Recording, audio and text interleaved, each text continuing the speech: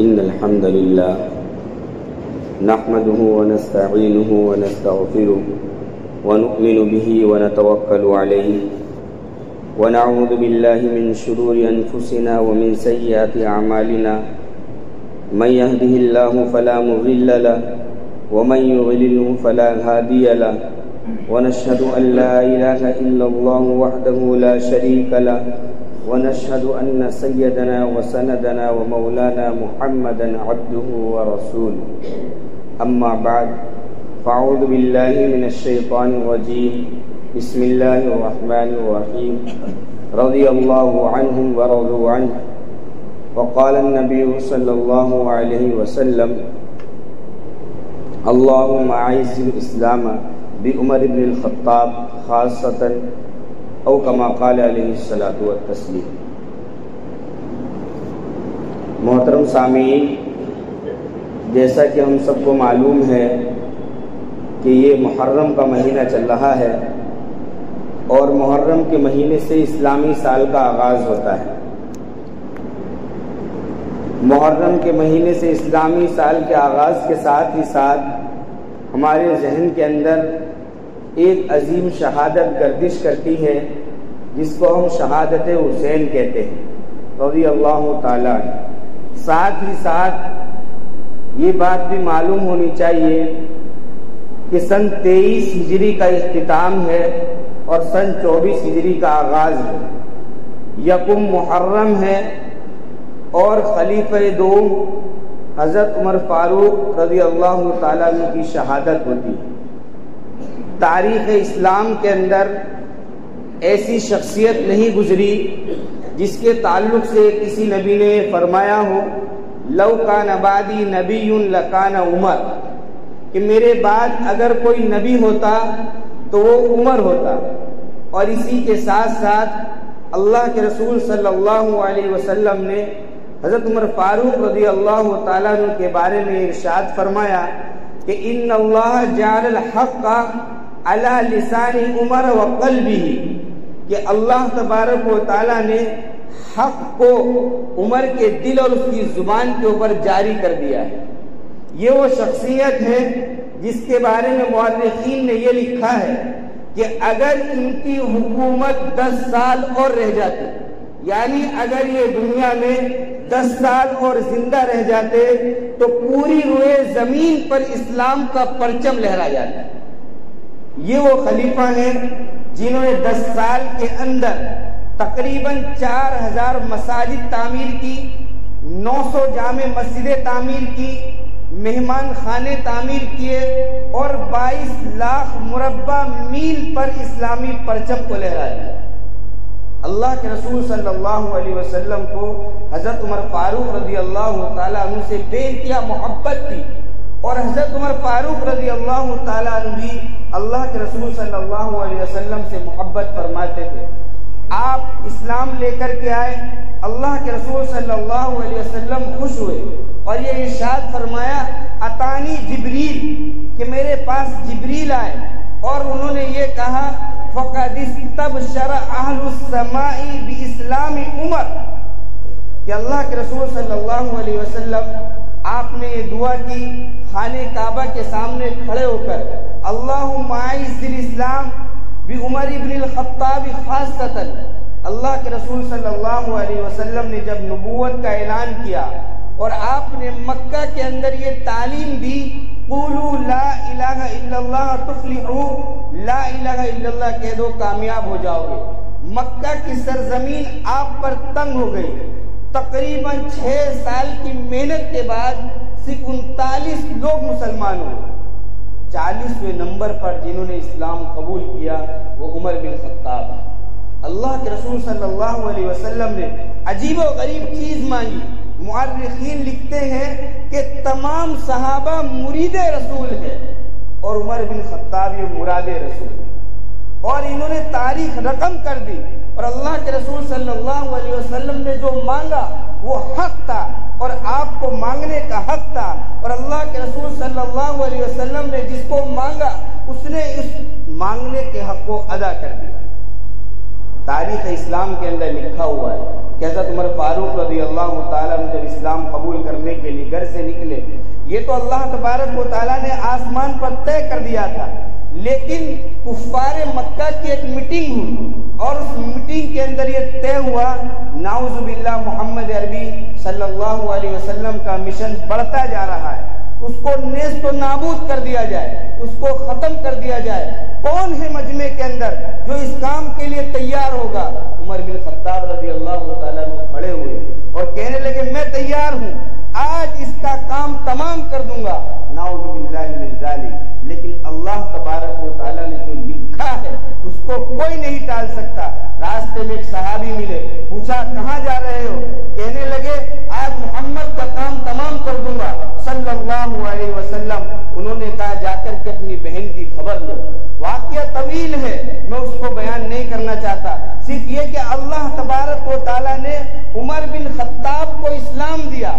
آج ہم سب عمر بن خطاب کے نام لینے والے ہیں، آپ بھی عمر بن خطاب کو ماننے والے ہو، میں بھی عمر بن خطاب کو ماننے والا ہوں۔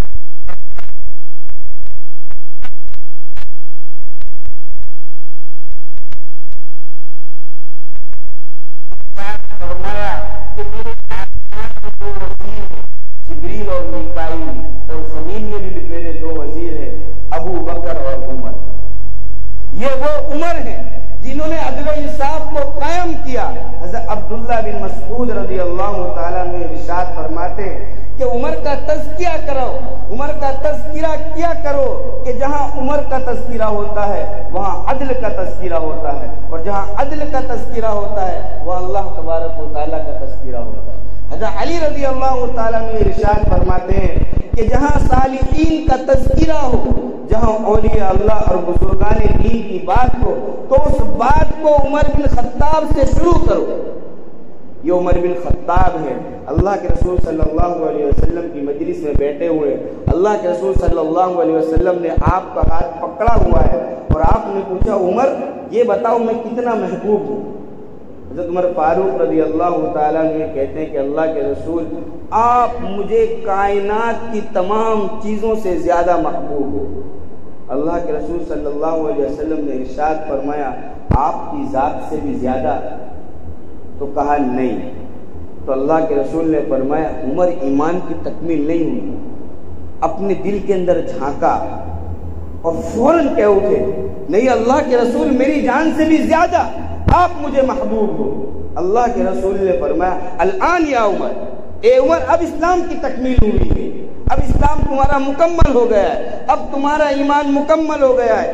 یہی وہ عمر بن خطاب ہے جس نے ایک عورت کو دیکھا کہ وہ ہانڈی کے اندر پانی کو گرم کر رہی ہے، پورا قصہ آپ لوگوں نے سنا ہوگا، لیکن اس عورت کا وہ سوال کہ میں قیامت کے دن عمر کو پکڑ لوں گی۔ حضرت عمر فاروق رضی اللہ تعالی جلیل القدر صحابی ہے، اللہ کے رسول صلی اللہ علیہ وسلم نے ارشاد فرمایا ابو بکر فی الجنہ، عمر فی الجنہ، عثمان فی الجنہ، علی فی الجنہ، طلحہ فی الجنہ، زبیر فی الجنہ۔ یہ عشرے مبشرہ ہیں جن کو اللہ کے رسول صلی اللہ علیہ وسلم نے جنت کی بشارت دی ہے۔ حضرت ابو موسیٰ اشعری رضی اللہ تعالیٰ عنہ ارشاد فرماتے ہیں کہ میں ایک مرتبہ اللہ کے رسول صلی اللہ علیہ وسلم کے ساتھ مدینہ کے ایک باغ میں تھا، ایک شخص نے آ کے دستک دی، اللہ کے رسول صلی اللہ علیہ وسلم نے ارشاد فرمایا افتح الباب، دروازہ کھول دو، فبشروا بالجنہ، اور جنت کی خوشخبری دے دو۔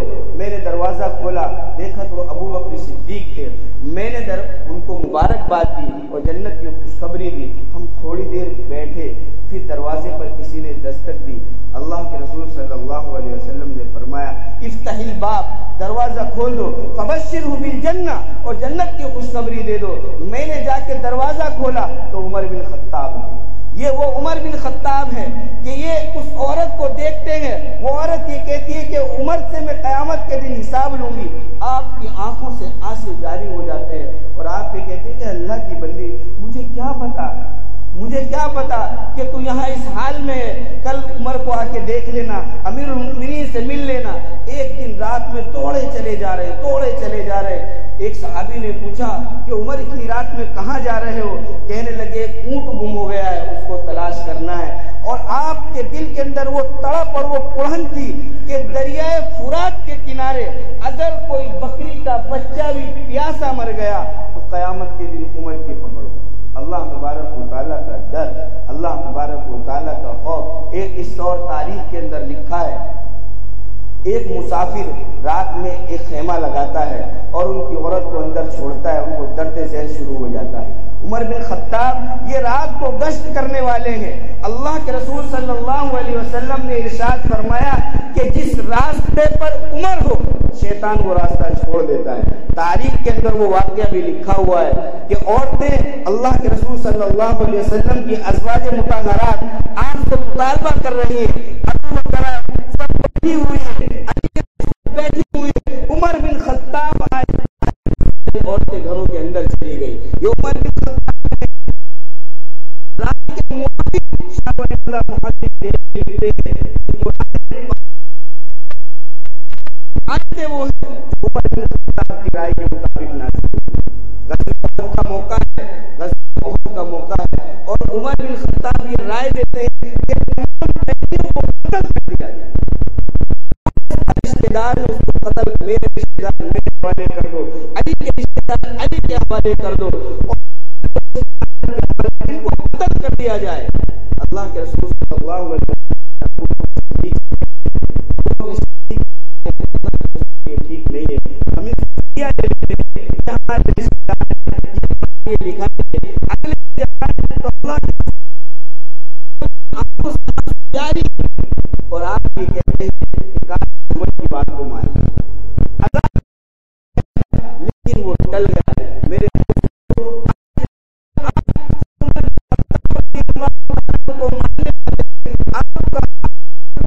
فجر کی نماز آپ مسجد کے اندر موجود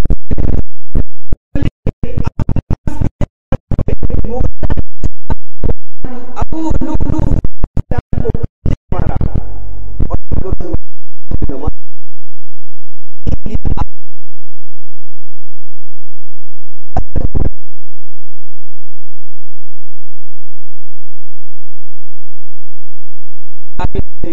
جب کبھی آپ کو اٹھایا جاتا آپ اس اصل الناس کیا لوگوں نے نماز پڑھ لی وہ آپ کا تھا وہ یہ تھا اصل الناس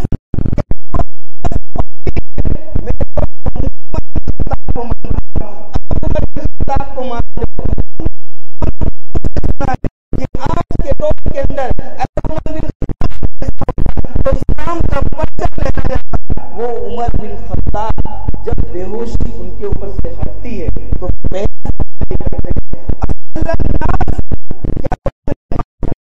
اور جب آپ کو جگایا جاتا ہے تو آپ یہ کہتے ہیں کہ اسلام میں اس کا کوئی حصہ نہیں ہے جس نے میرے دوست و نماز کو ترک کر دیا ہو. عمر بن خطاب کی زندگی کو ہم پڑھیں اور دیکھیں کہ انہوں نے دین کے اوپر کیسا عمل کیا، انہوں نے شریعت کے اوپر کیسا عمل کیا. آج میرے دوستو سلطنت ہمیں مل جائے، حکمرانی ہمیں مل جائے، کچھ پاور ہمارے ہاتھ میں آ جائے، ہم اس کا غلط استعمال کرتے ہیں. میں وہ قصہ بھی آپ کو سنا دیتا ہوں کہ عمر بن خطاب ایک مرتبہ بیٹھے ہوئے تھے، ایک صحابی آئے اور آپ سے کہنے لگے میرا فلاں کام تھا. آپ نے درہ اٹھایا اور اس کو مارا اور یہ کہا کہ جب میں تمہارے کام کے لیے بیٹھا رہتا ہوں تب آپ لوگ نہیں آتے، جب اپنے کام کے اندر مشغول ہوتا ہوں آپ لوگ منہ اٹھا کر کے آ جاتے ہو. یہ آپ نے اس کو درہ مارا، وہ چلا گیا. بعد میں آپ کے دل کے اندر یہ احساس پیدا ہوا کہ عمر تو کون تھا؟ اللہ تبارک و تعالیٰ نے تجھے عزت دی، تو خطاب کے اونٹ چراتا تھا، اللہ تبارک و تعالیٰ نے تجھے امیر المؤمنین بنا دیا. تو بکریاں چراتا تھا، اللہ تبارک و تعالیٰ نے تجھے خلیفۃ الرسول بنا دیا. آج اگر کوئی شخص تیرے پاس اپنے کسی کام کے لیے آتا ہے تو اس کو درہ مارتا ہے. ایک صحابی کو بھیجا اور کہا ان کو بلا کر کے لاؤ اور ان سے معافی مانگی کہ میں امیر المؤمنین ہوں ٹھیک ہے لیکن یہ درہ لو اور اپنا بدلہ لے. یہ انصاف امیر المؤمنین نے قائم کیا. اس لیے میرے دوستو ہم زندگی کو پڑھیں، خلفائے راشدین کی زندگی کو پڑھیں، ابو بکر کی زندگی کو پڑھیں، عمر کی زندگی کو پڑھیں، عثمان کی زندگی کو پڑھیں، علی رضی اللہ تعالی عنہ अजमईन की जिंदगी को पढ़े, हम इनकी जिंदगी से सीखें कि अदल, इंसाफ, रहमदिली और दीनी काम को पूरा करने की जो हमीयत, जो जज्बा, जो शऊर इन लोगों में मौजूद था, मेरे दोस्तों देखने में नहीं मिली। और ये सिर्फ सुन लेना काफी नहीं है कि मैं और आप इसको सुन ले और सुनने के बाद अपनी जिंदगी के अंदर रोजाना जो हमारी रूटीन है उसी के मुताबिक जिंदगी गुजारे। नहीं, बल्कि हम अपनी जिंदगी के अंदर इन लोगों के वाकयात को सुनकर, पढ़कर अपनी जिंदगी में तब्दीली लेकर के आए। अल्लाह तबारक व तआला हम सबको अमल की तौफीक अता फरमाए। व आखिर दावाना अल्हम्दुलिल्लाहि रब्बिल आलमीन।